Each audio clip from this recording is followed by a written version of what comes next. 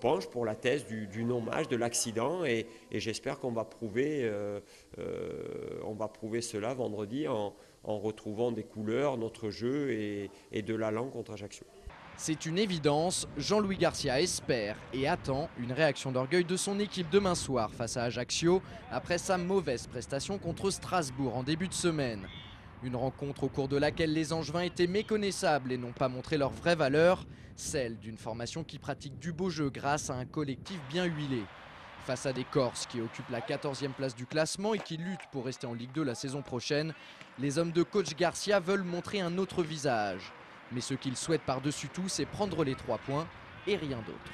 On sait qu'on reçoit une équipe qui lutte pour le maintien aussi, donc qui vient d'aller gagner à Lens notamment. Donc on s'attend à un match compliqué. Après, c'est à nous de décider du sort de ce match. Si on rentre sur le terrain comme on est rentré contre Strasbourg, on n'aura rien pour nous. Mais si on rentre avec l'envie de gagner, de mettre de la folie dans ce match et d'aller au duel, je pense qu'on peut prétendre à un bon résultat. Et il faut, parce que voilà, pour continuer d'espérer, ça passe par une victoire. De toute façon, les Angevins n'ont pas trop le choix.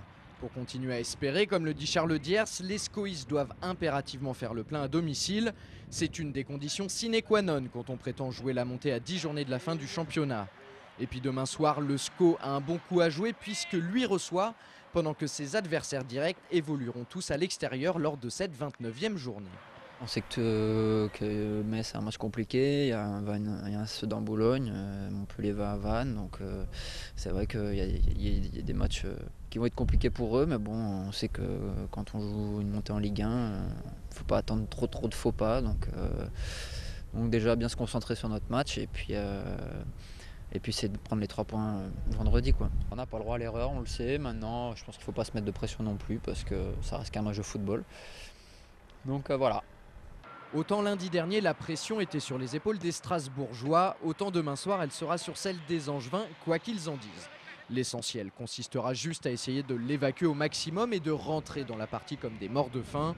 Pour ça, en l'absence des 5 internationaux africains et de Ted Lavie blessé, Jean-Louis Garcia pourra compter sur des joueurs moins utilisés ces derniers temps comme Charles Diers, mais aussi sur ceux qui sont rarement convoqués en équipe première, à l'image d'Emmanuel Bourgault et de Teddy Ongoli. Maxime Josse et Serge Desblés effectueront eux aussi leur retour au sein du groupe après 2 longs mois d'absence. C'est vrai que c'est des joueurs importants, notamment Paul, Bruno derrière. C'est vrai que c'est quand même des joueurs qui sont décisifs.